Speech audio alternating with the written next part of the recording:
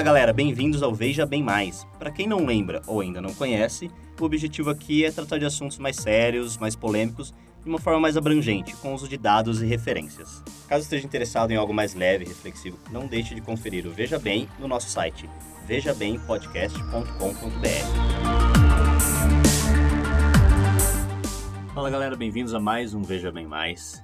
E não sei se vocês já repararam a diferença, mas depois de meses... We're back on the track again. Nós estamos presenciais aqui. Estou de novo vendo a cara deles. Momento de alegria. Da qual não sentia a menor falta, mas tudo bem. Eu admito que eu sentia, não nego. O sol nasce novamente. Estamos entrando no pós-pandemia. Tão bom. Apesar de que eu reitero, essa não é a melhor ideia. Não. Essa não é a melhor ideia, não é muito recomendado.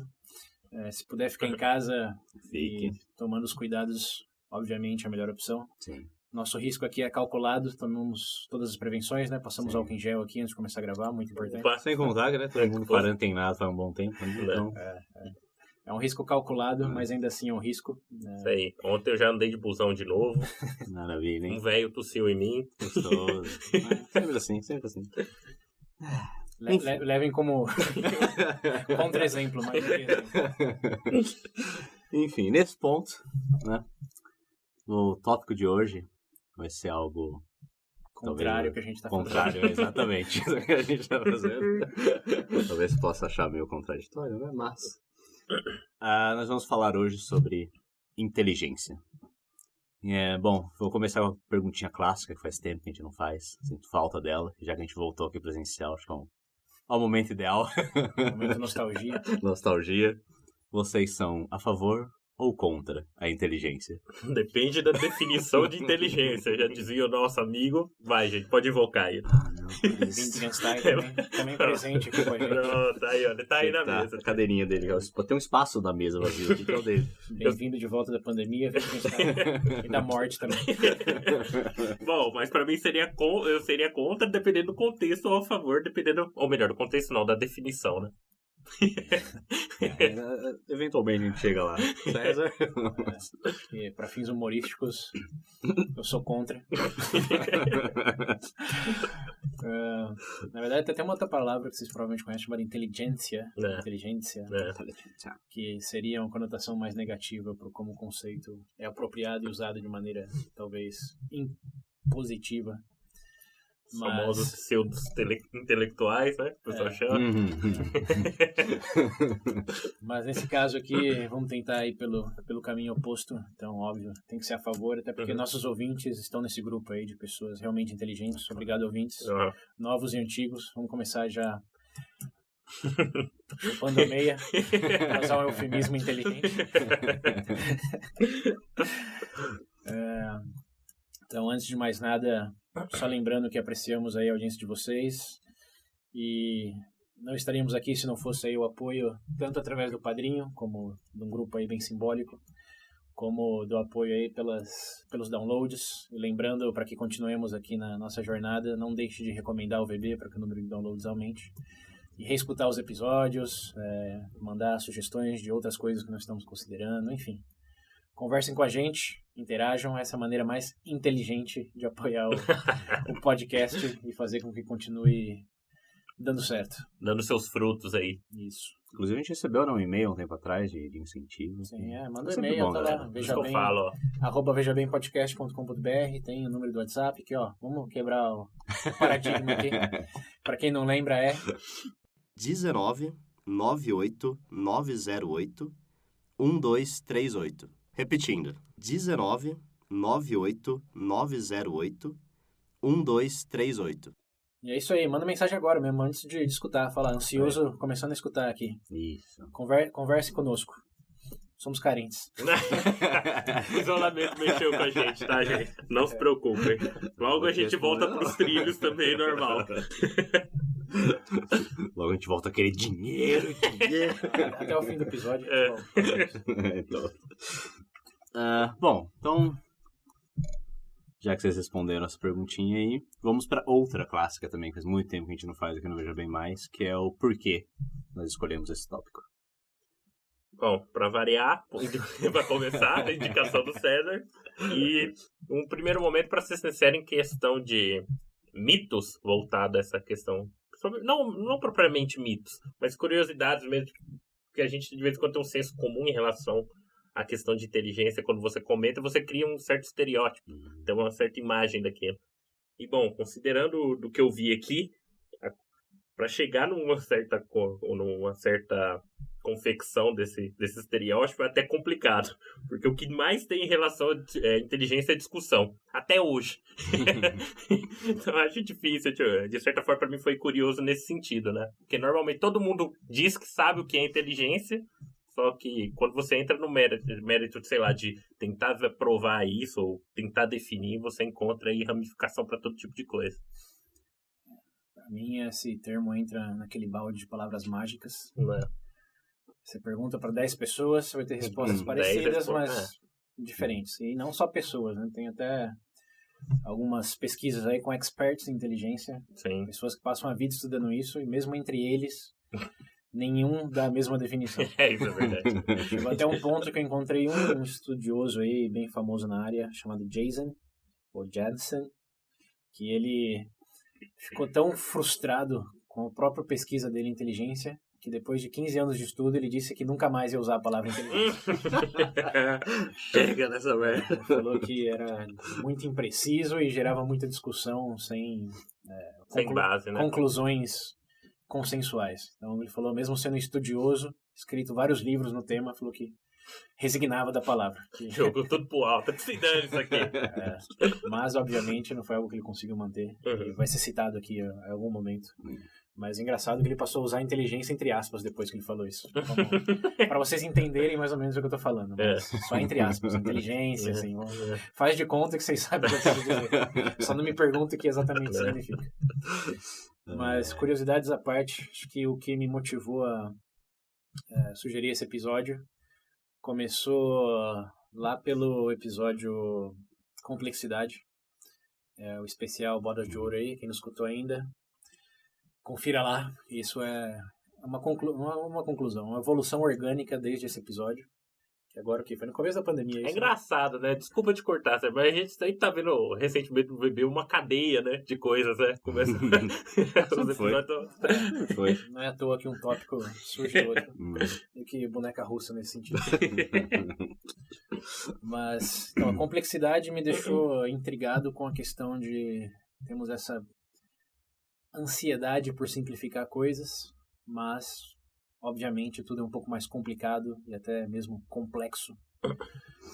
Na maioria das vezes, se não quase 100% delas, depende do quão profundo você quer explorar qualquer tema ou assunto. E algo que me pareceu, o que me parece até hoje falsamente simples é chamar alguém de inteligente. Porque, na verdade, deixa eu pausar aqui e usar um truque que você usou, não, o Pedro usou no episódio VB Amor. Tá no VB, ó. Aproveitando que tá no mesmo feed agora. Lá no VB Amor, que foi, não lembro o número do episódio, mas saiu em junho. Confiram aí, VB Amor, um especial Dia dos Namorados. Que o Pedro começou perguntando, palavra amor, o que vem na sua mente? Primeiras associações. Vamos fazer esse exercício aqui rapidamente, só para ilustrar simplicidade / complexidade da inteligência. Meu Deus. O Pedro acho que está enviesado porque ele leu bastante para esse episódio, mas William, diz aí, inteligência se associa com o quê? Automaticamente me fala, sei lá, estudo, né, em mente.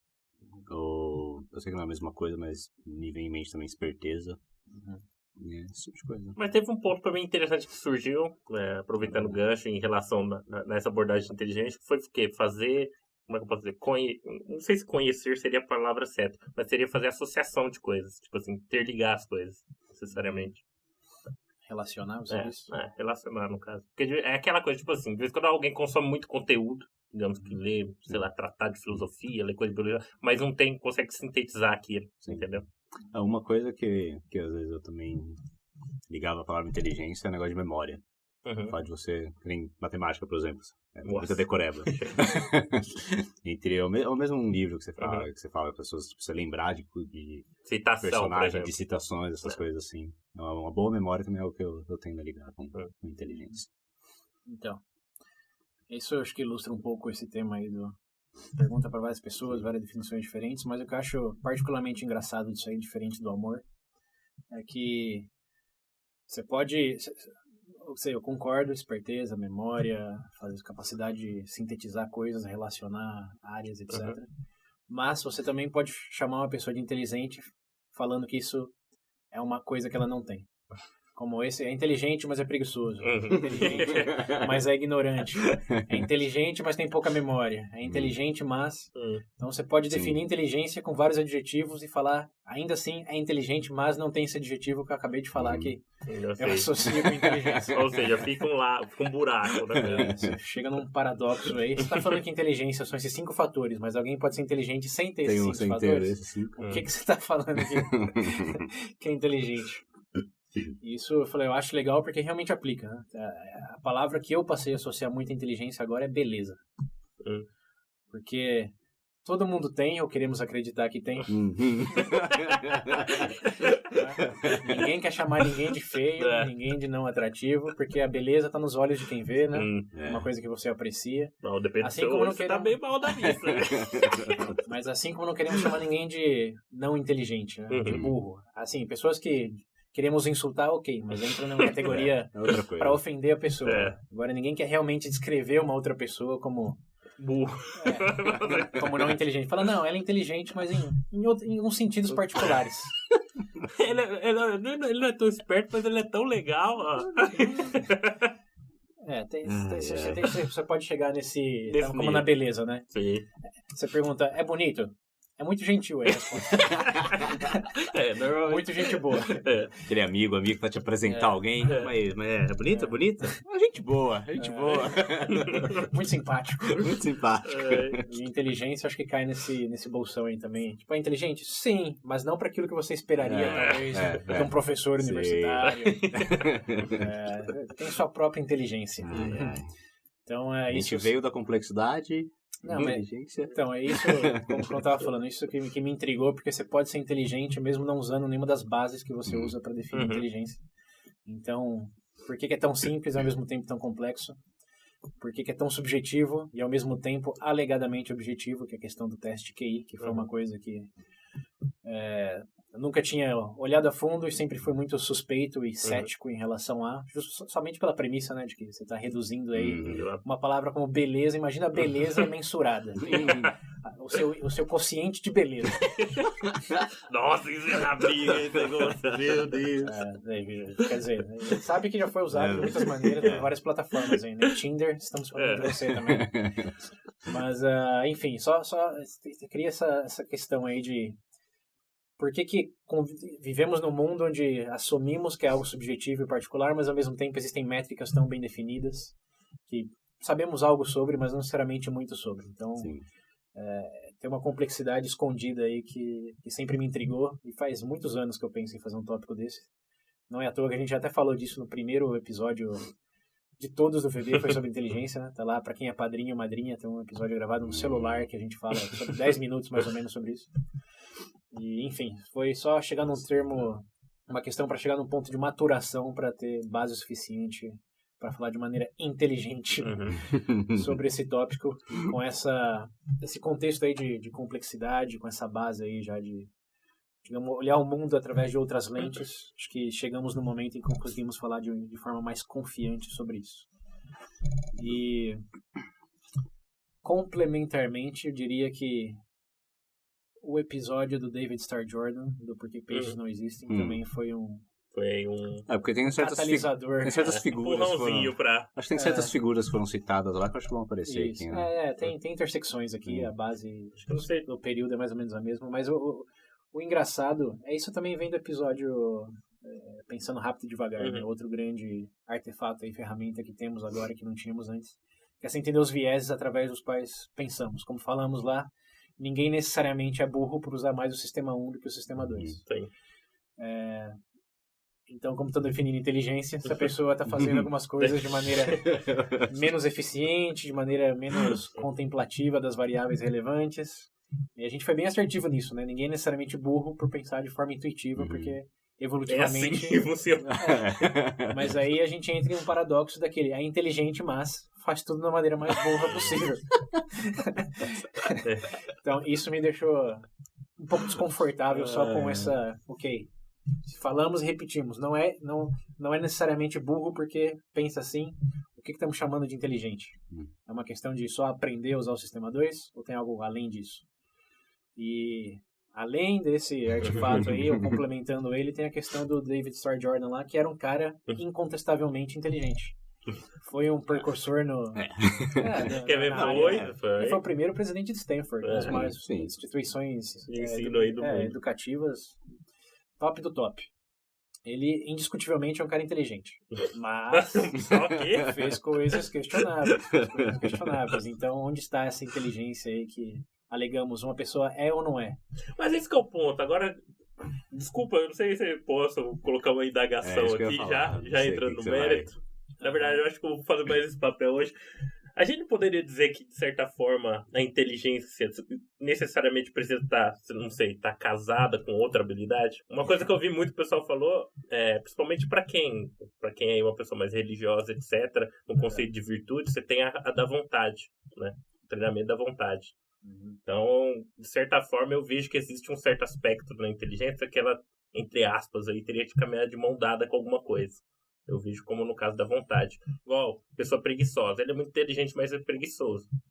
Entendeu? Talvez um trabalho em conjunto disso, isso que chama de... Então, acho que o ponto é justamente esse, de que existem mais variáveis do que o simples adjetivo de inteligente que engloba tudo e ao mesmo tempo nada.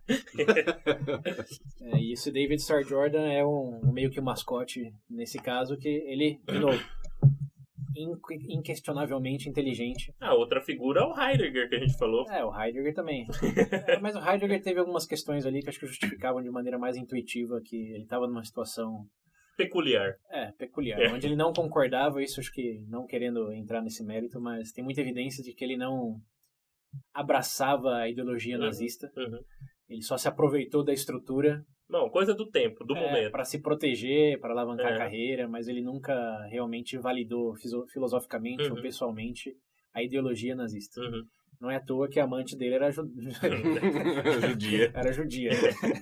Então já começa por aí. Então ele é um caso bem, bem particular. Mas o David Starr Jordan, ele parece que levanta todos esses paradoxos aí de é inteligente, mas... Olha o que fez no final dela. O que você tá fazendo, cara? Não é uma bosta. Não, mas ao mesmo tempo temos uma visão retroativa, né? O nosso é claro de que, obviamente... Tá errado que também, já aconteceu. Mas na época dele, é igual, acho que isso daqui a gente fala, se eu tivesse nascido em 1700, eu nunca teria escravo, nunca seria racista. Bom, meu amigo. Hoje é fácil dizer isso, é bem fácil. Mas qual mundo que você habita? E acho que essa questão vai ser muito bem explorada aí no contexto do teste de QI, né? Teste de QI. Então, enfim, esse é só o preâmbulo, né? Então, você vê que tem muito contexto aqui, muitas questões que é legal você já... A gente nem entrou no negócio. Isso que eu ia falar aqui, ó. Falei, se os senhores estão empolgados... Uma coisa inteligente a se fazer é esperar que isso seja bem longo em 2 partes. Eu vou até falar uma coisa pros ouvintes aqui. Bom, fora vocês, quem tem um monte de pergunta aqui que vai ser sou eu, tá? Considerando que o César desenhou, pode ter certeza que aqui a dinâmica vocês conhecem, de indagação e fontes distintas. Então vai ter... Bom, então, os senhores já se empolgaram, falaram bastante já, tá quase um VB. Mas você já deu exemplos aí de pessoas que ele falou que são inteligentes e tal, mas... Eu não respondi por que vamos falar de inteligência. Não respondeu isso ainda? Não, a gente tá indagando, Eu já entro nas definições, já. A gente tá no mar ainda, vendo como é que tá o vento, pra onde que vai. Mas fala... Não, você falou contexto, é todo o contexto. Você falou todo o contexto do porquê vamos falar nesse momento do VB. Mas por que falar de inteligência no geral? Então, por favor. Dado que é algo tão complicado, subjetivo, qual que é a real validade? O que importa realmente se você entende melhor a definição de inteligência? Nada. Na real, nada. Você pode ver sua vida muito bem sem saber disso. Sem se preocupar com os pormenores dos estudos sobre inteligência. Mas aqui é o VB+. Né, filho? Então, por que falamos de qualquer coisa? É pra colocar a sementinha do mal na sua cabeça. Pra você ir trabalhar, ficar pensando nisso o dia inteiro.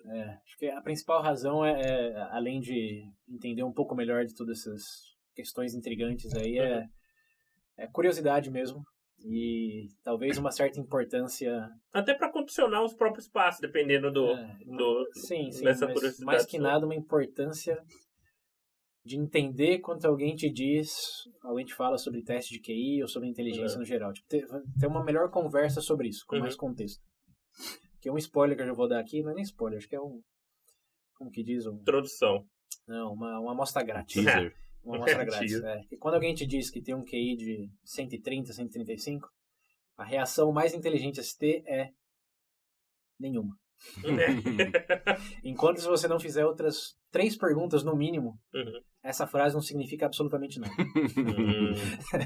Esse é um dos grandes mitos que vamos elucidar aqui. Eu acho que só por esses factoides aí já vale a pena debruçar sobre o tema. Olha, eu vou colocar aqui uma experiência pessoal minha em relação a essa questão do teste de QI. Tirou 2, Pedro?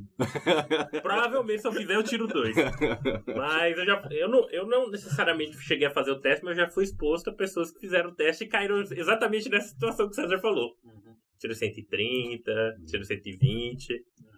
E, de certa forma, eu fiquei um pouco desconfortável. Falei, poxa... Né? Meu Deus, eu sou uma anda, velho. Porque, não, eu digo isso por experiência. Eu não digo que são pessoas ruins, nada do tipo. Mas dentro do contexto que a gente estava inserido, pelo que a gente fazia, essas pessoas tendiam a ter um comportamento igual você falou. Inteligente, mas... Mas você achava inteligente eles, Pedro? Ou não? Certos aspectos. Mas era uma coisa que me incomodava, porque eu ficava falando, de certa forma eu me sentia até mal na época. Eu falei, não é possível, eu devo ser muito burro, então eu não tô entendendo nada que tá acontecendo. Mas se você nunca fez o teste, como que você tá se sentindo mal? Se você não tem um contraste? Então, você tirou 60. Então, na minha cabeça esse é o ponto. Eu sempre que eu coloco, a minha régua é baixa. Esse que é o ponto. Você tá assumindo. Eu tô assumindo. Eu tô assumindo. A minha régua sempre foi... E eu sempre ficava, não é possível, gente. Bom, lembrando, esse é um contexto de uma pessoa, não tem tendência aí, só tem um comportamento particular de uma pessoa. É só uma curiosidade mesmo. Mas vamos entrar nesse mérito aí do porquê que pode ter um significado realmente válido, como pode não ter. E é bem provável que não tenha. Mas, enfim, fim do preâmbulo. Com você, Willy. Trailer? Isso, trailer. Fim do trailer do episódio. Sabe aquele filme lá que tem 7 horas de trailer? Mais de prequel que de trailer. Sim. Bom, mas então vamos lá, entrando mais no tópico agora. Você deu exemplos aí enquanto estava explicando do porquê a gente escolheu esse tópico de pessoas que ele considera inteligente e tal. Pedro também deu pequenos exemplos ali. Mas antes da gente ir mais a fundo nisso e falar do QI também, inclusive, vamos tentar definir o que é inteligência? Como esse termo, digamos assim, surgiu? Bom, acho que tem uma definição só? Acho que vamos juntar 2 perguntas em uma. Em vez de falar o que é, vamos falar de como o termo ganhou o significado que todos mais ou menos entendemos. Né? Bom, nesse ponto, eu não sei se você tem um histórico muito complexo em relação a disso. Complemento que você deixou de fora. Pode ir. Bom, na verdade, a única coisa que se você começar a pesquisar, isso foi uma coisa que eu fiz antes, só para dar uma palhinha para vocês, em relação ao mérito de definição disso. Bom, eu fiz algumas pesquisas, tinha entrado para tentar entender talvez um conceito, como foi cunhado, etimologia, etc. Mas a fim de não gastar muito tempo, porque eu vi que, por exemplo, quando você começa a estudar dentro do campo da filosofia, principalmente, não só na parte grega, mas na própria escolástica, existem alguns critérios aí que eles usam, né, para definir. Mas a fim de não deixar isso muito longo e coisa do tipo, eu foquei em 2 conceitos, ou melhor, 2 definições mais recentes aqui, tá? Que, na verdade, que até hoje, entre aspas, aí seria o consenso que o pessoal chama. Tá, mas antes de chegar lá, só um contexto de como era definido antes, historicamente, não era definido.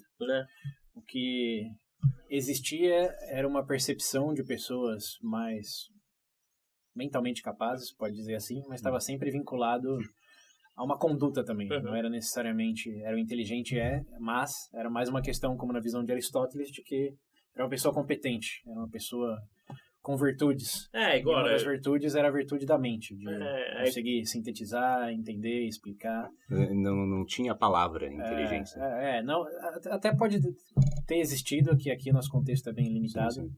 mas pelas minhas pesquisas, o que dá a entender é que, assim como a palavra atenção, lembra do episódio atenção? Uhum. Ela só passou a ser usada mesmo depois do Renascimento, século XVI, XVII, que antes era mais um sinônimo para compreensão, quanto você consegue compreender das coisas, de maneira bem abstrata e de maneira bem abarcativa. Não, mas para ser sincero, até pelo que você falou, a própria etimologia da palavra vem de justamente o ponto principal, essa questão de compreender, né? Você falou aqui, a palavra em latim. Né? se eu não me engano, eu até anotei aqui, intelligere, não sei se a pronúncia é essa correta, quem sabe latim me corrige depois, que aí é literalmente o significado de inteligir, entender e compreender. Uhum. E um ponto interessante que eu falei até mencionei antes daquela questão de fazer ligação, etc., é que ele vem formado de 2 vocábulos, essa palavra, né? Que seria o intus, que é de dentro, obviamente, inteligência, e o legere, que é de recolher, escolher, ler e entender. Então, eu fiquei mais... Então, para mim, esse aspecto da possibilidade de escolher, fazer ligação, intuição, foi muito forte por conta disso. Mas, enfim, é só uma pequena adenda aí. Sim, como eu disse, uma coisa muito contemplativa no sentido... Até porque, desculpa cortar de novo, você mencionou esse ponto da Grécia Antiga, no próprio conceito mesmo da escolástica, por exemplo, aí você já tem, igual, como você disse, uma outra visão, entre aspas, disso, né? Porque existe um balanço entre a razão e fé, no caso da escolástica. Imagino que posteriormente, na filosofia moderna também, pela introdução aí de outros conceitos, deve ter mudado.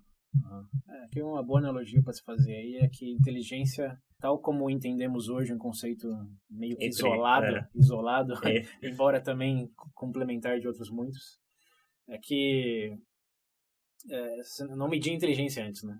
Assim como beleza, você fala de um pacote de coisas, mas quando você começa a medir, aí você começa quase que num ciclo vicioso começar a definir pela coisa, pelo aquilo que você está medindo. Sim.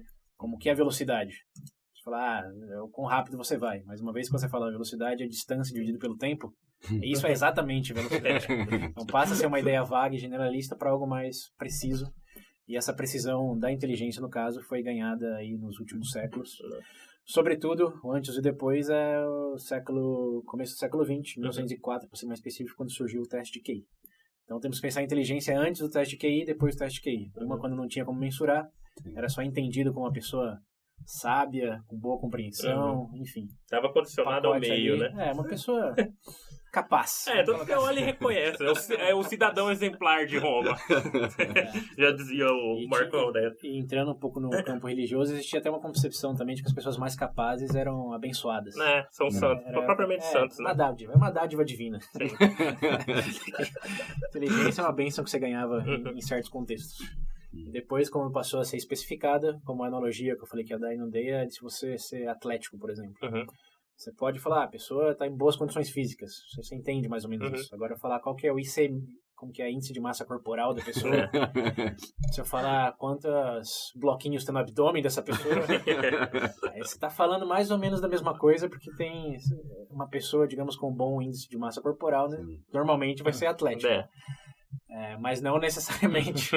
E você está falando de coisas distintas ainda que dentro da mesma bolha. Então, inteligência, historicamente, tem que pensar isso, de que hoje virou uma bolha dentro de uma bolha, mas com ferramentas e interpretações aí distintas. Então, historicamente, esse é o contexto.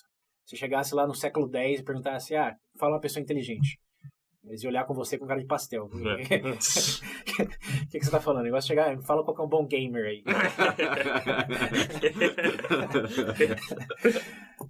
Assim como a maioria das coisas que falamos aqui é algo mais recente do que queremos acreditar. Tudo é recente, né? Não nada. E é engraçado porque tão atemporal assim. E é até engraçado falar dessa questão de recente, porque as duas definições, entre aspas, aí que existe um consenso que eu vi que são as mais recentes, são da década de 90. Uma de 94, né? Foi um compilado de um relatório aí com mais de 131 cientistas especializados da área, chamado Mainstream Science on Intelligence, né? E o segundo foi de 95, né? Também um outro relatório, só que da Associação Americana de Psicologia. Então, entre aspas, consenso, Porque 135 também não é lá 100% da população de especialistas. Mas isso é muito recente, você falar em escala de tempo, vai. Você falou nos anos 90? Né? Década de 90. Faz, 25 anos. Então, gente, vocês estão vendo. Só agora tem um consenso entre aspas. Então... É o mais próximo de consenso. Bem entre aspas. Digamos que eles propuseram uma definição e eles falaram, ok, pode ser. Não é que eles falaram exatamente a mesma coisa. Tipo assim, vai, é o parâmetro enquanto pra a gente não descobre nada melhor, vai esse aí. Eu aceito. É o remendo. Melhor que nada, vai. Qual que é essa definição contemporânea semi-consensual, Pedro? Bom, em resumo, considerando a de 95, tem um pequeno trecho aqui que eu coloquei que resume bem. Eu vou fazer a citação aqui. Abre aspas para o relatório. Os indivíduos diferem na habilidade de entender ideias complexas, de se adaptarem com eficácia ao ambiente, de aprenderem com a experiência, de se engajarem nas várias formas de raciocínio, de superarem obstáculos mediante o pensamento. Embora tais diferenças individuais possam ser substanciais, nunca são completamente consistentes. O desempenho intelectual de uma dada pessoa vai variar em ocasiões distintas, em domínios distintos, a se julgar por critérios distintos. Os conceitos de inteligência são tentativas de aclarar e organizar esse conjunto complexo de fenômenos. Fecha aspas. Olha, que simples. Fácil, né? Simples. Em resumo, uma capacidade intelectual que varia em escopo. Em todas as esferas possíveis, né? Que varia em intensidade. Que varia em como você pode medir. Ou seja... Tudo.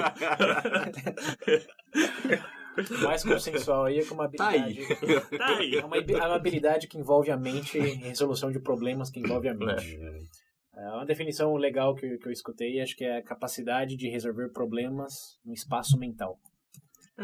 Essa daí eu tinha visto. Essa daí incorpora muito do que você disse aí, mas sem detalhar tanto Você sabe qual a definição que o dicionário dá? Não. Cada dicionário vai ter uma, né? Por quê? Você chegou a ver uma? Eu vi uma que eu acho que entrava um pouquinho numa das coisas que o Pedro falou, que fala que é a capacidade de aprender com as experiências e absorver conhecimento. Negócio. Sim. Tipo, você aprende rápido, você normalmente seria considerado inteligente. Você falou uma, tem uma citação aqui de 2 pesquisadores. Eu não sei se você vai citar eles ou não. Um chamado Steinberg e o outro chama Salter, que é comportamento adaptativo orientado a metas. Sim, também é uma. É resolução de problemas no espaço mental. Podemos, aqui para o propósito do episódio, se vocês concordarem, usar essa daí. Resolução de problemas no espaço mental. Que isso implica também definir problemas no espaço mental, mas não vamos cair nisso. Meu Deus! Não! 7 horas de episódio. É isso aí, velho. Vocês são inteligentes, ouvintes.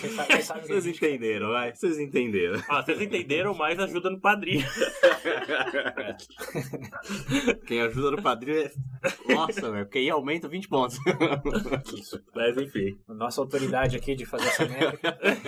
Te damos até certificado por e-mail. Bom, e quando vocês estavam explicando a definição, o César chegou a comentar ali que mais recentemente, quando teve, digamos aí, começou o QI, que a gente conhece, foi quando começou a ter uma definição, uma aspas uma gigantes métrica, aí. Né? Melhor dizendo. Vocês querem falar um pouco mais sobre isso? O que é esse teste de QI? Como que isso... acho que aqui é realmente o foco do episódio, porque o contexto da palavra é isso que a gente falou. Resumidamente, não tem muito pra onde correr. E a definição também é ambígua, então o que realmente tem um elemento, veja bem, grandíssimo aqui é a história do QI. O tema o título do episódio é inteligência, mas... Esse é o grosso do negócio. O foco é QI. E o QI é interessante porque muita gente fala que a inteligência é o que o QI mede. Tem muita gente que faz essa alegação. Eu fazia essa alegação, pra ser sério, numa época da minha vida.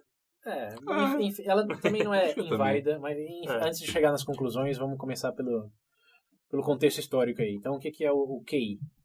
O QI é uma... Peraí, antes de você começar a fazer uma pergunta, alguém envenena alguém nessa história? Por favor. Sem spoilers. Por favor.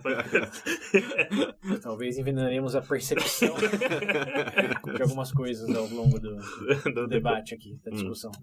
Mas enfim, QI. Primeiro, como surgiu? Foi em 1904, como eu comentei antes. começo aí do século XX, na França, um psicólogo chamado Georges Binet, eu acho que o primeiro nome está confundindo, mas o último, que é o mais famoso, é Binet. Binet. A pronúncia é Binet. Binet. Mas, enfim, é um psicólogo francês que em 1904 foi encarregado pelo governo de ajudar crianças com certa dificuldade cognitiva. E vamos só lembrar que a gente falou em cognição ainda, mas esse é um termo bem recente que também é sinônimo para inteligência. Você é inteligente? O que significa? Que eu tenho várias habilidades cognitivas, uma alta habilidade cognitiva. E tem um fator relevante que eu vi nesse incentivo por parte do governo, a gente tem que considerar que no cenário aí, pré-guerra, Primeira Guerra Mundial, etc. O pessoal fala que durante todo esse trajeto teve um... Então, isso foi basicamente o quê? 10 anos antes da Primeira Guerra. Então, mas nesse aí ainda estava relativamente estável as condições na Europa. E começou uma iniciativa do governo de ter educação obrigatória, ter educação disponível para crianças. Que também tem que lembrar, a escola não é nada recente. Quer dizer, não é nada recente. A escola é extremamente recente. Educação pode não ser recente, mas a institucionalização, a educação feita de forma institucional é algo dos últimos séculos, dos últimos 2 séculos. E de maneira pública para todos. Até hoje não tem, né? Mas lá na França, nessa época aí, começou a ter já experimentos nesse sentido, e o governo se deu conta que juntar todo mundo para aprender as mesmas coisas, tinham pessoas que aprendiam mais rápido, outros aprendiam mais devagar.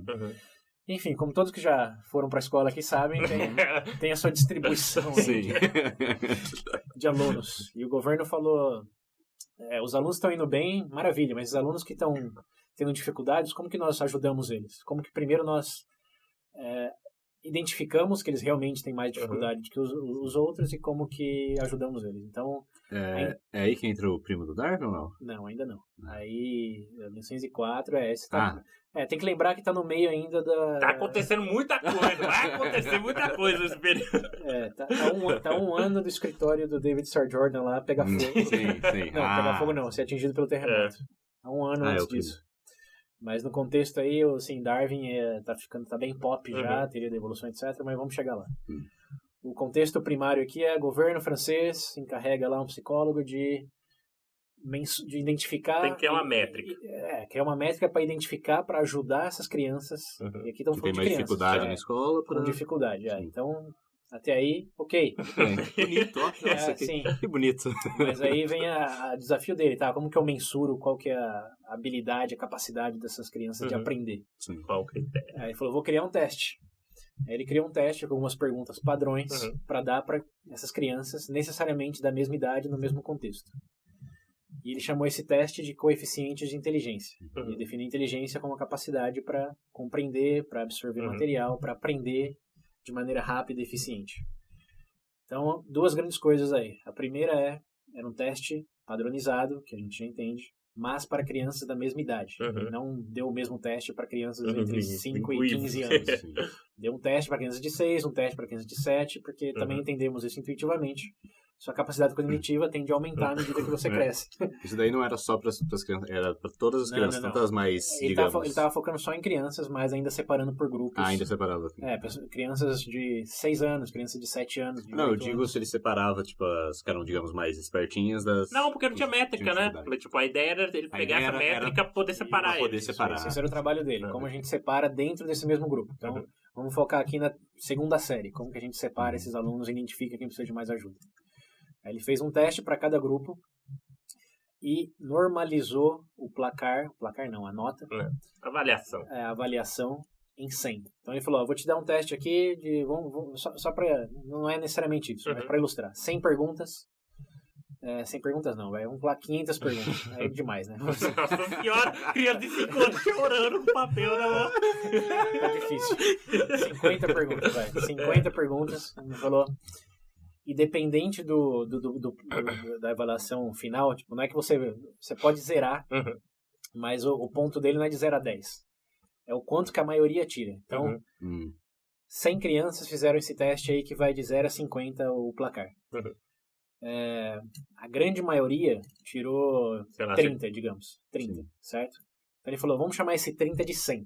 para ficar intuitivo. Uhum. Que seja a escala, de 0 a 100. Sim. E esse 100 é o normal, é o padrão. A média, Entendi. dos 100 alunos lá, 80 alunos tiraram ao redor de 30. Então, É a pedra angular. vamos chamar esse 30 de 100, e essa vai ser o seu quociente para avaliar o quão na média ou fora da média você tá. Ah, entendi. Entendeu? Ele determina. Aí é onde ele coloca o ponto determinante aí, pra poder medir em cima e embaixo. Exato. Então não é que se você tirar 50 no teste de QI, chutando que esse valor máximo, se todos tirassem 50...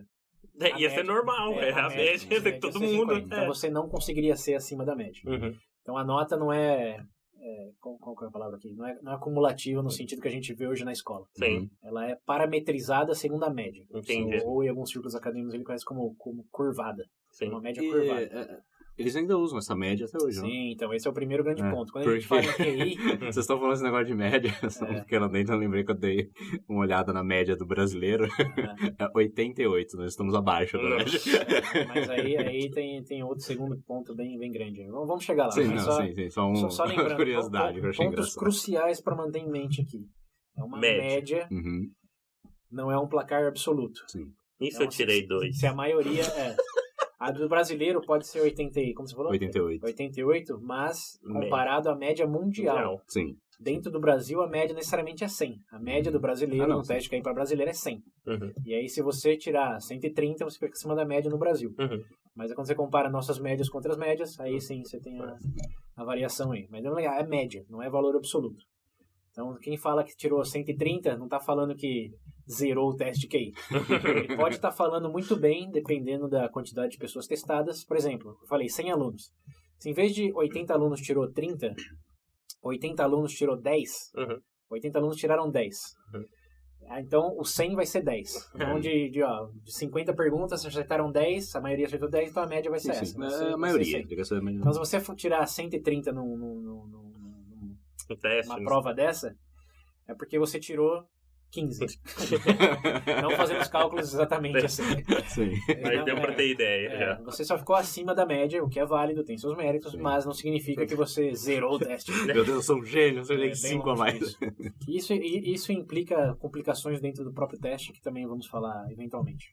Mas enfim, ele falou, vou criar esse teste, vou normalizar a avaliação, a nota, e vai ser 100, e quem tirar muito abaixo de 100, está abaixo da média. Quem tirar acima de 100, está acima da média. Então é assim que ele separou os alunos daquele contexto. Então, temos a base aí. E tem que lembrar também, se você tem 6 anos e tirou 100, ok, você está dentro da média. Se você tem 7 anos e tirou 98, não significa que você necessariamente decresceu a sua performance do ano passado, porque o teste vai ser diferente. Você já está falando de um outro teste para outro contexto. Então, só a média pode variar, e na verdade varia à medida que você ganha idade, muda de contexto. Como as pessoas que tiram um QI no seu próprio grupo acima da média quando tem 10 anos, normalmente vão tirar um QI bem abaixo disso quando tem 60 anos. Esses são experimentos que também foram feitos aí ao longo do século. Então, ele não se mantém o mesmo, ele varia de teste para teste. E a idade que você está e o grupo que você está comparando. Vai fazer um teste da média do Brasil é um, vai fazer um teste com a média da América do Sul é outra. A média mundial também é outra. E a mundial aí precisa de várias ressalvas, porque o que é mundial? Chama ele. Poxa. Não precisa chamar. Claro, né? O que é o mundial? Se eu for basear em filme norte-americano, é os Estados Unidos. Mas sabemos que não é bem assim, né? Então você está sempre parametrizando. É comparativo. O negócio aqui é. Você está comparando com a grama do vizinho. Não tem nada absoluto aí. Okay? Não é tipo peso. 1 quilo é 1 quilo independente do lugar onde você está. Exato. É sempre comparativo. E ele falou. Quer dizer, esse Binet fez esse teste aí desenvolveu a metodologia para testar e parametrizar dessa forma. E foi um sucesso. Eles realmente conseguiram separar as crianças com mais dificuldades, que hoje chamamos de dificuldade de learning disabilities, como que é? Dificuldade de aprendizagem. Dificuldade de aprendizado, Ele foi em 1904, começou a identificar essas crianças e também aqueles que hoje chamamos aí superdotados. Que eles podem pular uma série, podem ter tarefa extra, enfim. E isso não foi visto por ninguém na época como algo negativo. Porque você está realmente ajudando aqueles que precisam, tanto por negativo como positivo. É como atletismo no sentido. Você tem uma capacidade atlética muito alta, uma capacidade que é média, uma capacidade atlética de que você precisa quase de um fisioterapeuta ali para fazer algumas coisas. O que não implica nada negativo sobre você, simplesmente... Não, ele deu parâmetro só. É isso, é intuitivo que nascemos de maneira diferente e nos classificamos aí de forma diferente, nada que resumisse a pessoa a um número. Eu acho que o Binei ia ser odiado hoje, esse Binei. Não. Ele é respeitado mesmo dentro dos círculos acadêmicos aí, porque ele desenvolveu um método válido, porque é difícil desenvolver um teste que tem uma consistência de performance. Sim, ele conseguiu desenvolver isso para, digamos, capacidade intelectual percebida. Obviamente não tem 6, 7 anos, como que ele sabe do como pensa uma criança. Então você tem que criar um teste para avaliar em diferentes fases de maneira que seja normalizada uma nota que faça sentido. E realmente não é que você vai falar, esse daqui tem desabilidade de aprendizado e a criança está resolvendo equações ali que nem inventaram ainda. Né? Olha que moleque doido! Existe uma referência aí física, né? Você via a criança, via que tinha dificuldades e ela entrava dentro daquele grupo que o teste alegava que identificava. Então, existia uma correlação entre realidade e notas. Enfim, funcionou muito bem. E, bom, isso passou a ser uma métrica que os psicólogos também lembraram. A psicologia estava começando ainda nessa época, né? Não era uma ciência tão bem definida, tinha as questões aí de ferramentas que estavam desenvolvendo, como a própria psicometria, que não é física, não é matemática, uma coisa que você avalia baseado em perguntas, muitas vezes, contextuais. Né? Até de comportamento mesmo, eu vi em relação. Inclusive, o pessoal falou que, de certa forma, foi um objeto de estudo interessante, só que hoje a discussão, principalmente os críticos em relação à psicometria, é justamente nesse ponto. Você não tem uma métrica para fazer esse tipo de avaliação. Você tem métrica criada pela própria métrica. Vamos chegar lá, mas o ponto... Não tinha nenhuma métrica antes. Qual que era o conceito de inteligência antes de 1904? Ninguém ia saber. Sim. Aí se sabe, já tem como mensurar como capacidade de aprendizado. Okay? Então aí começou a história. Aí outros psicólogos da época olharam para aquilo e à medida que isso foi replicado em outras nações, principalmente no Reino Unido, eles começaram a ver certas tendências nesses testes. E um cara chamado Shepard Spearman, Spearman é o sobrenome mais famoso, ele notou que as crianças que iam bem, esse teste, vamos voltar um pouco aí, né? Esse teste é 50 perguntas, mas não eram 50 perguntas de matemática. Eram 50 perguntas que o propósito era medir em várias frentes qual era a capacidade daquela criança intelectual. Então tinha capacidade aritmética, tinha capacidade verbal, tinha capacidade de reação, como mostrava uma luz, tinha que apertar um botão. Então era um conjunto de grupos que testava diferentes habilidades cognitivas. Não era só... fazer conta. Não era só Te dava uma folha com 50 perguntas. Ou não era só um quiz da Capricho de quem que é o rei da França. Ou o que significa désolé. Enfim, é uma pergunta, um conjunto de perguntas separado em grupos. Naquela época eu não lembro bem qual era a quantidade, mas hoje o teste é separado em 10 subgrupos de avaliação. Então, de novo, tinha vocabulário, tinha aritmética, tinha concepção espacial, que é aquela de girar um objeto na sua mente, de completar matrizes lógicas, você tem figura 1, 2, 3, seguem esse modelo, qual que seria o terceiro. Acho que todo mundo aqui já viu um teste parecido com esse. E então ele dividiu esses subgrupos aí e deu uma média para isso. E beleza. Aí esse Shepard lá no Reino Unido, alguns anos depois, notou que as crianças que iam bem em um grupo, digamos, de verbal, vocabulário ou aritmético, tendia a ir muito bem também na rotação espacial ou de informação geral.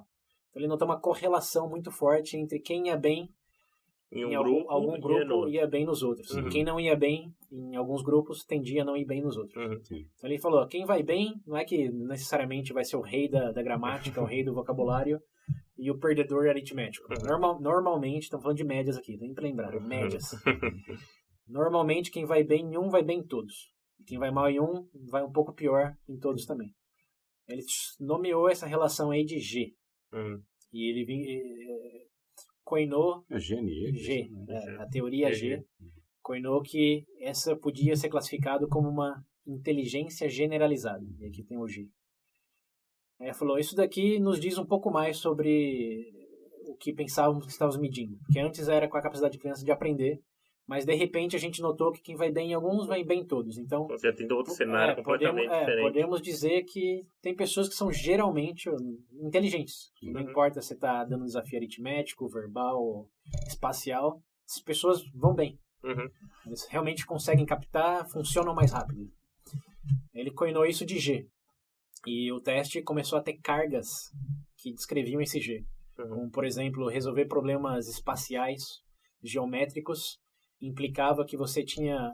Quem ia bem nesse tipo de exercício ia bem na maioria dos outros, certo? Então, isso daí tinha um potencial de G maior do que, por exemplo, vocabulário. Se sabia mais vocabulário... É isso até que eu ia perguntar, se tinha algum que... Sim. Tinha, Então, eles eram, de certa forma, hierarquizados. Isso, exato. Então, esses subgrupos passaram a ter um peso. Eles chamam de análise fatorial agora. Sim. Então, se você vai bem em aritmética e vai bem em rotação espacial, na média significava que você ia bem em todos os outros. Agora, se você vai bem em vocabulário, não necessariamente você vai bem em todos os outros, mas você vai bem em informação geral e etc. Então, ele falou que tem algumas pessoas que, como vão bem em quase tudo, por causa dessa métrica, vamos chamar isso de um fatorial G mais pesado nas estatísticas aí, tem maior peso. Então, ele falou, vamos começar a analisar as pessoas, então, por o quão geralmente inteligentes elas são. Não se elas são expert em Shakespeare ou nossos ferramentas sabem fazer conta. Vamos começar a olhar para as pessoas de maneira o quão inteligente ela é no geral. Porque é isso que mede. Você vai bem em um, vai bem em outros. Isso lembrando lá na década de 1910. Não, 1900, na verdade, né? Então, eles começaram a olhar para isso, e aí os estudos começaram a replicar na Espanha, em Portugal, na Alemanha. E todo mundo começou a fazer. Então, não foi que foi um teste que fizeram uma vez, como é o teste do Marshmallow, que todo mundo gosta de citar lá. A gente falou no VB Experimentos Sociais, Experimentos Científicos. VB 16, isso é bem velho. Das crianças lá, não, né? Não, a gente falou de experimentos científicos, de como que eles ganham validade, como que você avalia o mérito de cada experimento. E tem muitos aí, como o Prisioneiro de Stanford, que a gente também já falou nesse VB, que fizeram uma vez e deu certo o resultado e todo mundo fala, isso indica que as pessoas tendem a se converter em autoritários, vira o Hitler, vira o Stalin. Você coloca o uniforme e você é um general militar. Foi um experimento que foi feito lá na década de 60 e deu esses resultados, mas foi um experimento.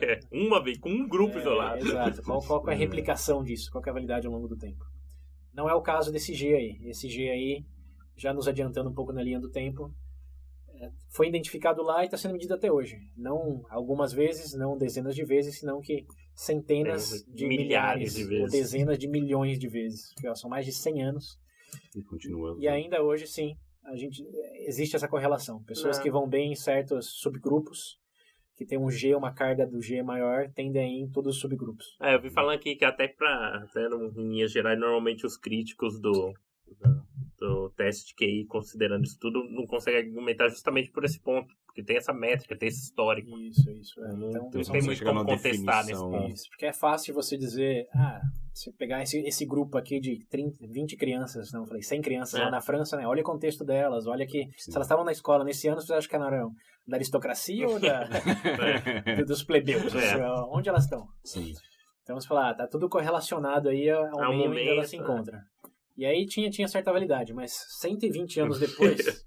Com milhares de pessoas, milhões de pessoas em vários grupos, em várias nações, em vários contextos, você ainda encontra essa correlação. Bom, meu amigo, tem coisa. Deixa de ser um pouco de opinião e passa a virar fato. É um fato. Assim como a aceleração gravitacional é um fato, a correlação entre pessoas que performam melhor, desempenham melhor em alguns subgrupos do 7QI, desempenham melhor em todos os outros subgrupos, acontece. Você pode prever isso, você pode validar isso retroativamente e segue tudo funcionando. Então, beleza, ele achou isso daí e falou, tem pessoas, então, que são, no geral, mais inteligentes do que outras e isso é inteligência, capacidade de fazer tudo bem, não é fazer uma coisa bem. A pessoa realmente inteligente não é aquela que faz só aquela uma coisa bem, que bate um martelo no pego 100 vezes de maneira exímia. Bate o martelo, rebota, coloca a porta, faz tudo. Isso, faz a decoração... Inventa o conceito de piscina. Desenha a planta. A bucha que você jogar pra pessoa, a pessoa resolve bem. Ou pelo menos um pouco melhor do que uma pessoa faria em comparação. Uma pessoa, digamos, mais normal. E da mesma forma, as pessoas no rango de QI aí, rango, não sei se você vai falar, range. Não é. Não, range é o O câncer. escopo. Range, escopo, né? No Escopo. range, na parte desse escopo aí. Pensa numa linha. Certo. Aí você tem lá o espectro, o fim do espectro, que é tipo no 100, e quem tá ali no 1. 100 não, 100 é a média. Lá no 150, e quem tá no 70, 60. Também se notava que pessoas com QI abaixo de 80, 70, não é que não conseguiam fazer uma conta bem, não conseguiam entender frases bem, não conseguiam entender o conceito de rotação espacial bem, e levaram os títulos nessa época de retardados, imbecis, não com a mesma conotação que tem hoje, senão que são incapazes cognitivamente, são pessoas deficientes, hoje chamamos de deficientes cognitivos. Naquela época eram os imbecis, retardados. Galera que eles queimavam antes, né? Então, bem antes, na Idade Média. Sim. Então, eles notavam essas tendências por dois lados. Quem é esperto em tudo, e quem tinha dificuldades cognitivas em uma coisa, tinha dificuldades cognitivas em todas. E tinha um meião aí, que é o pessoal normal, que tá aí um pouco acima de 100, um pouco abaixo de 100. Ali, São funcionais. Eu quero me sobressair, tô aqui tranquilo. É o normal. É o normal. Eu acho que não sei se a palavra é quero. Mas beleza, então eles acharam isso daí, e aí esse Shepard aí compartilhou as pistas dele, e esse Shepard era parte de um fã-clube de um cara chamado Francis Galton. A gente falou dele, primo do Darwin, no último episódio lá dos peixes. Lá vem. E o Galton, ele participou bastante das análises estatísticas, né? O Galton, ele coinou a métrica aí de fatorial de G. Foi ele quem fez as análises estatísticas, que o Galton, esse é um outro exemplo. Ele é um cara extremamente inteligente, em muitos sentidos, os sentidos que normalmente concordamos com, chamamos de inteligente. Mas ele desenvolveu várias ferramentas estatísticas, provas aritméticas. Ele fez o negócio valer de encontrar esses padrões e validar eles aritmeticamente. Assim como foi influente em várias outras coisas. Mas ele também coinou, para quem não lembra, ele coinou o termo eugenia, que é bom nascimento. Né? Falou que tem pessoas que naturalmente são melhores do que outras, e tá aqui o que prova isso, tá aqui esse G, que realmente não depende muito do esforço. Do seu contexto, depende mais de qual que é a sua nota aí, e como que isso se replica ao longo do tempo. Que essa é outra coisa que eles estavam analisando, não é que você perdia a sua inteligência assim, de um dia pro outro, né? Você tá lá na França e faz o teste, tem um resultado, e um ano depois você vai pro Congo e faz o teste e tem outro. Não é bem assim.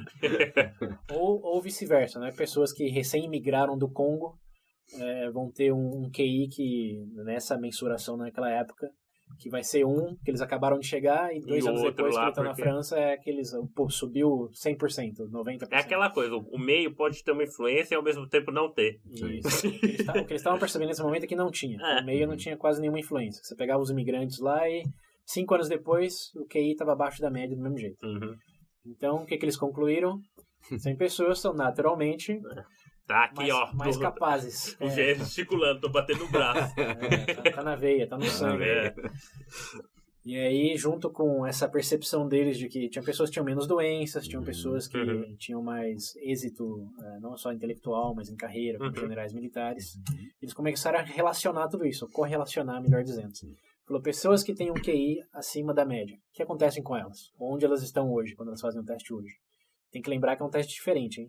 Tem um teste para crianças na idade correta, 7, 8, enfim, com a idade que você quiser, e tem para adultos. E aí as perguntas são diferentes. Porque você já sabe que o vocabulário de um adulto é maior que o da criança. O cara na prova da criança, eu não consigo fazer isso, né? Você aumenta a dificuldade justamente para que ninguém consiga zerar o QI. Sim. Essa é outra coisa. O QI ele é meio que desenhado para ninguém conseguir zerar ele. Ele tem que ser difícil, senão ele não significa nada. Então, você não tem média, não tem diferenciação.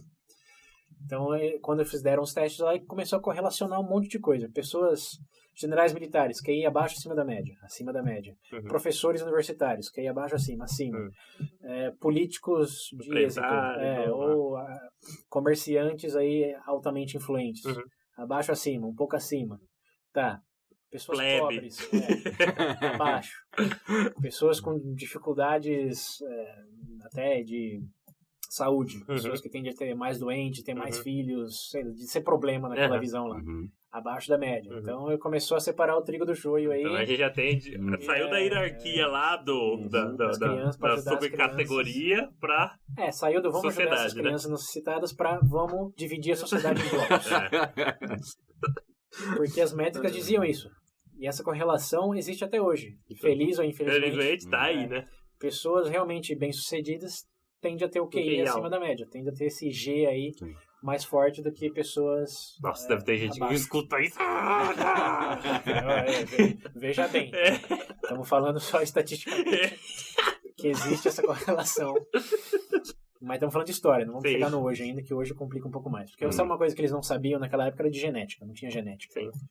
Era tudo como a própria questão do peixe não existia aí, vem da genética. Em 1904 só tinha a questão da evolução, não tinha genética, então para eles você era bem nascido ou você era mal nascido. Não tinha muita influência aí em outros sentidos e os números não corroboravam com isso. Então o Galton lá, esse Shepard, o Binet já estava meio que de fora, ele morreu cedo, não lembro bem qual é a história dele, mas ele estava bem focado nas crianças, era quase como que chama, um pedagogo já. Mas aí um outro time foi lá e falou, não, tá aqui, dá para diferenciar essa métrica e vamos usar isso para separar as pessoas em blocos e o que queremos? Uma sociedade com blocos melhores ou blocos piores? Quando você quer construir uma casa com os melhores blocos que você tem ou com os que são problemáticos?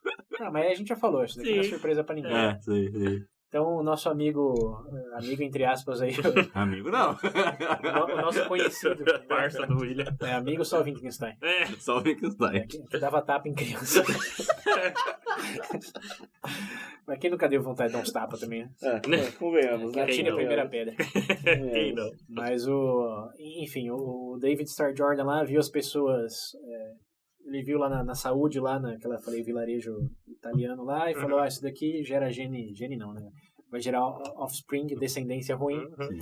E aí o David Starr Jordan, em algum momento, também se deu conta dessa questão do coeficiente intelectual, que dava para separar, e isso virou febre na época. Todos os países estavam fazendo teste de QI para separar aí os competentes dos menos competentes. Então a gente falou no episódio do peixe lá, que o próprio governo dos Estados Unidos... Isso, então. E aí, para considerar as pessoas adequadas, daqueles menos adequados, dos fittest, do unfit, em inglês, eles começaram a dar teste QI para todo mundo.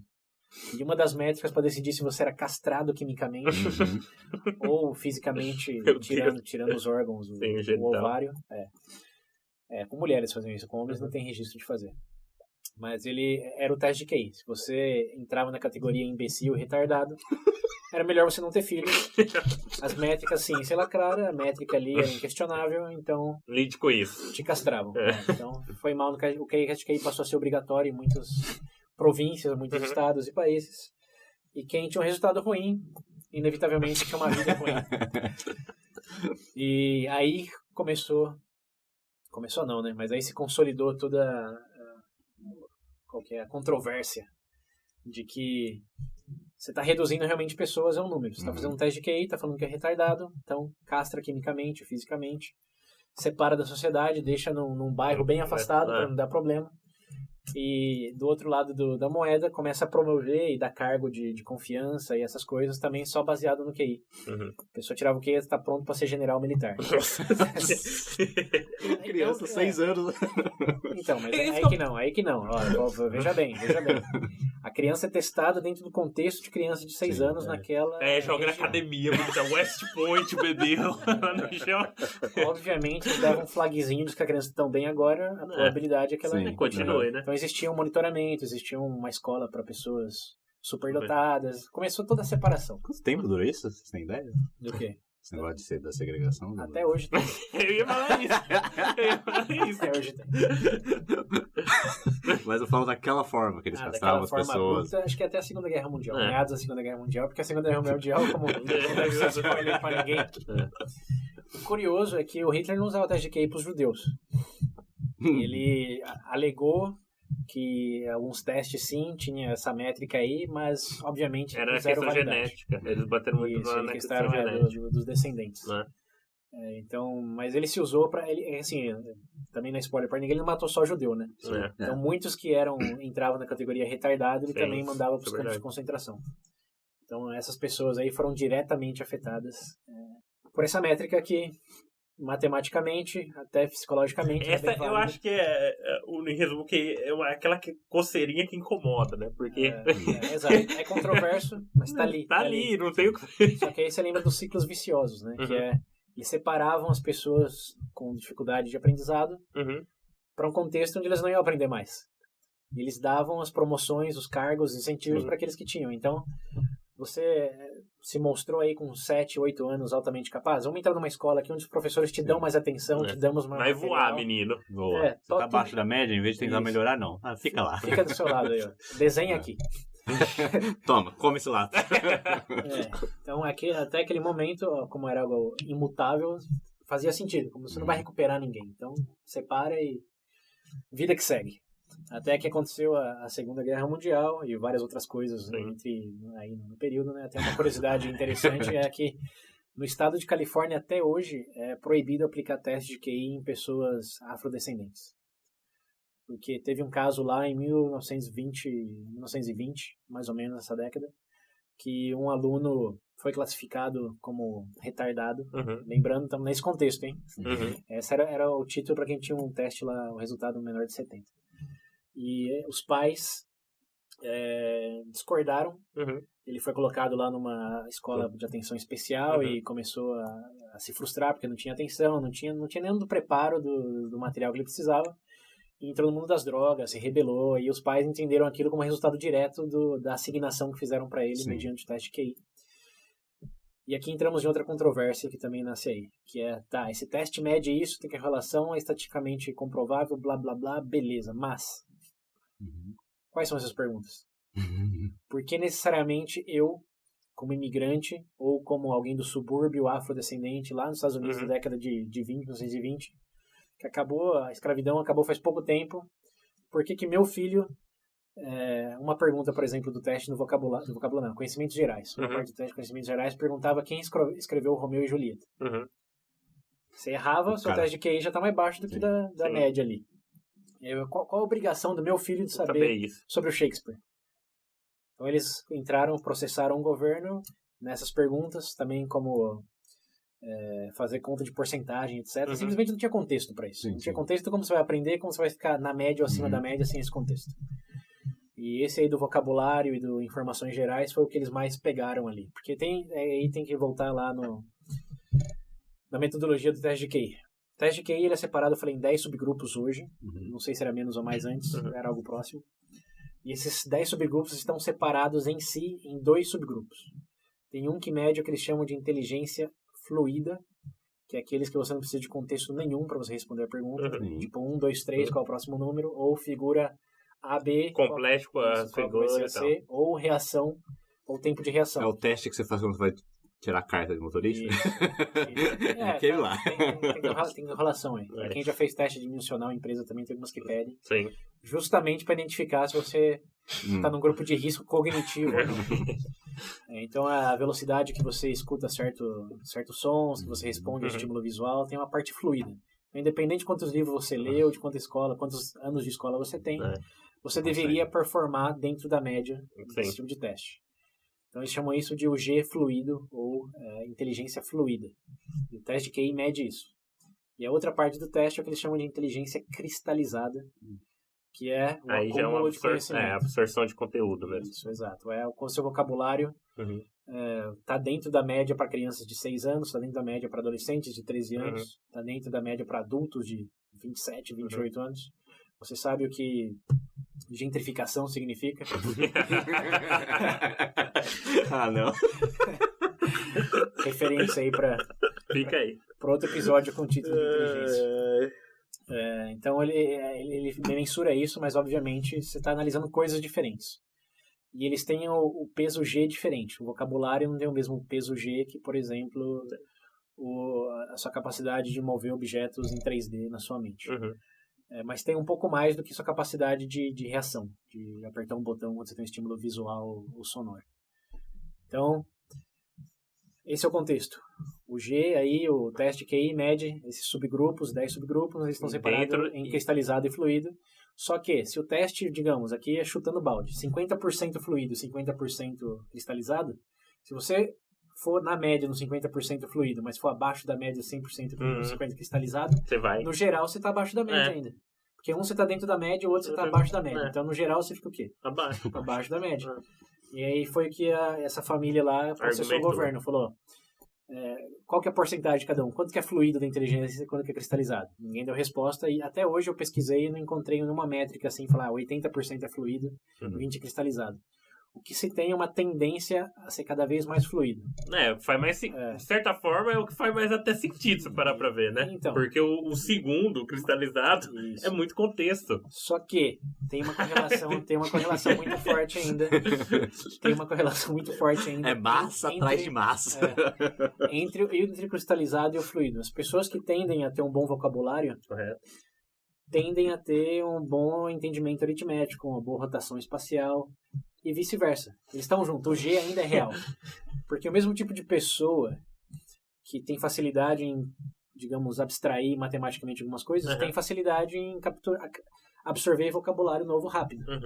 E tem aí já entrando um pouco mais do contexto também, uma propensão a consumir mais conteúdo. Seja literário, seja informação. Então elas vão bem em todos. Então as pessoas que têm um vocabulário grande estão propensas a ir bem em todos os outros testes, e vice-versa. O que causa o quê? Aí já é uma pergunta um pouco mais embaixo. Mas o que temos hoje certo se o seu vocabulário é bom, normalmente suas outras habilidades são boas e vice-versa.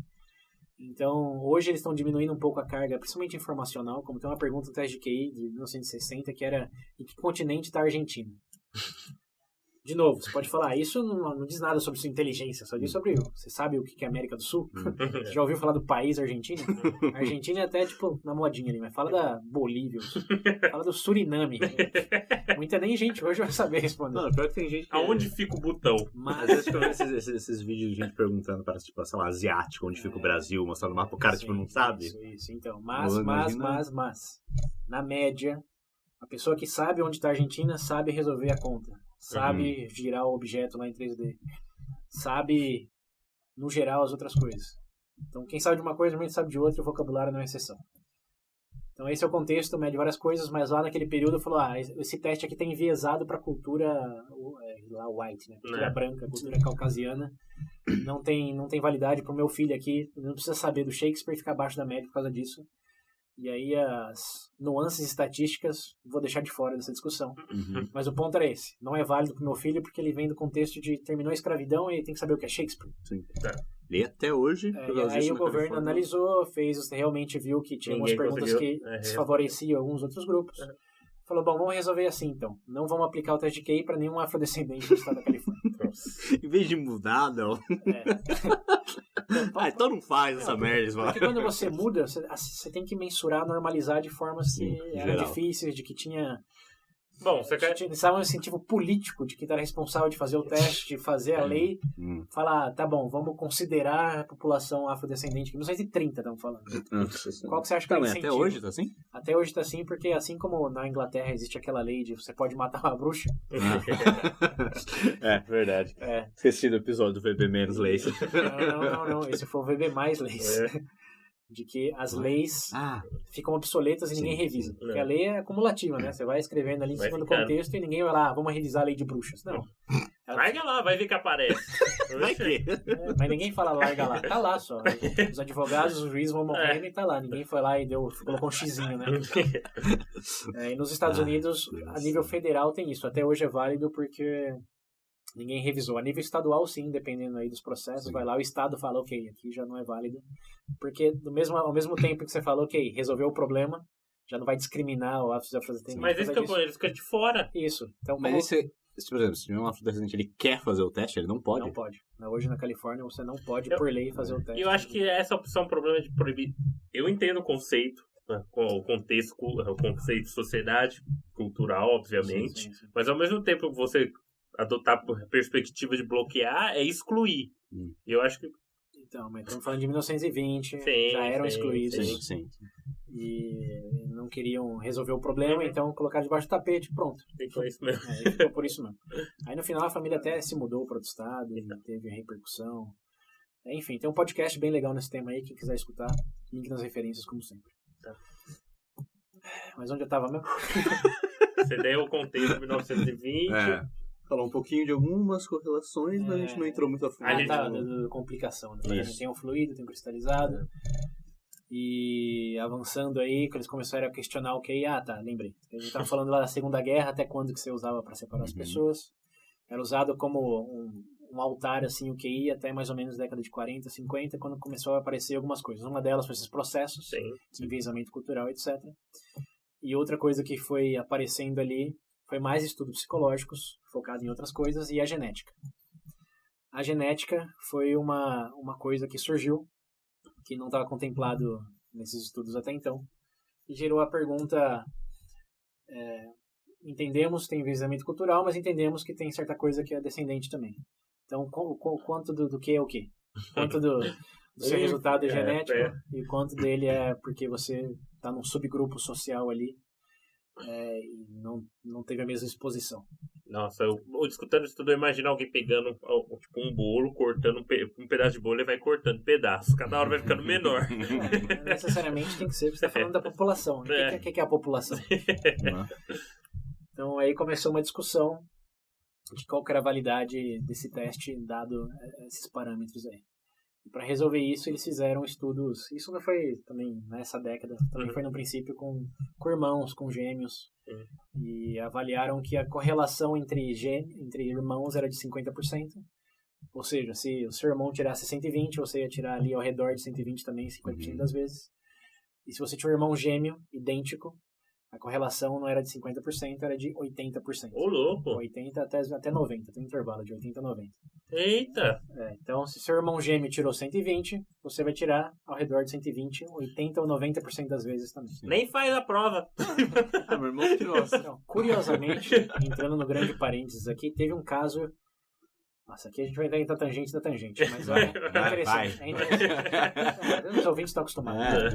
Nos Estados Unidos, tem, além dessa coisa aí dos afrodescendentes na América, quer dizer, na Califórnia, tem uma questão de que o governo, além de também permitir a castração de pessoas com baixo QI... Uma coisa boa. O governo sempre faz coisa boa, né? O governo não permitiu, não generaliza.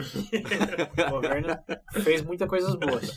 A Segunda Guerra Mundial aí, os Estados Unidos é o próprio deles. De um lado, do outro, fez o que precisava ser feito. Tirando matar o Hiroshima e Nagasaki. Mas aí outra discussão. Tirando 2 bombas atômicas. Isso aí. Mais detalhes nos episódios sobre o tema. Guerra justa, vocês querem ver de aí se foi válido ou não. Enfim, voltando à segunda tangente em vez da terceira. Uma das coisas que o governo determinou ali também é que pessoas com QI abaixo de 70 não podiam ser executadas. Porque elas eram incapazes cognitivamente, então elas não eram responsáveis pelos crimes que cometiam. Era um louco que foi lá e esfaqueou alguém, que botou fogo, alguma coisa. Nossa, como é que curioso falando disso? Inclusive, eu não sei se você sabe, mas dentro do campo teológico tem um debate em relação a esse ponto. Tipo assim, pessoas que sofrem de algum distúrbio, esse tipo de coisa. A gente falou disso, acho que no Justiça ou no Leis. Não lembro se chegou a mencionar. Chegamos a tangenciar isso, acho que no próprio Linguagem. Porque é uma questão de... Não, acho que foi Leis e Justiça, não, Linguagem não. De quão responsável você é pelas suas ações se você não está consciente delas. Perfeito. Foi em leis, né? Foi. Então. E tem leis para isso também, né? Pessoas que consideramos hoje cognitivamente incapazes vão para um outro cadeia ou parte da cadeia. Separado. É tratamento, né? Tipo o Champinha no Brasil. Quem tá curioso, pesquisa o caso do Champinha. Pronto. Todo mundo sabe que tem a divisão aí. Tem. Então, os Estados Unidos falou, por lei, não vamos executar ninguém com QI abaixo de 70. E teve um cara que foi preso lá por, não lembro bem, crime dele. Homicídio, algo assim, e tinha um QI de 68.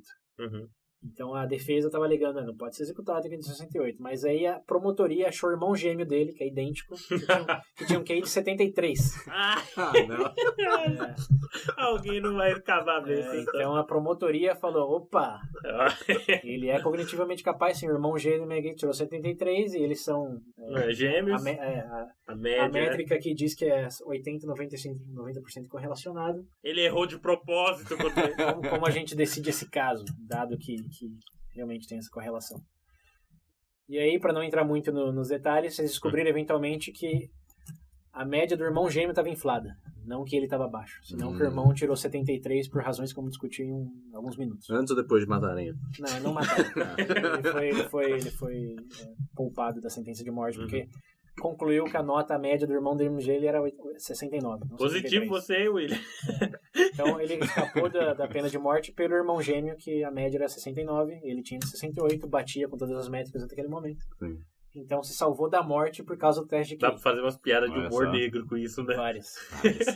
Mas o ponto aqui é que a relação é muito forte entre irmãos gêmeos. Uhum. E obviamente eles também fizeram irmãos gêmeos que nascem no mesmo contexto, porque aí a influência dos pais, a escola sim. é o mesmo. E irmãos gêmeos também separados. E a correlação é tão forte quanto. Ô, louco.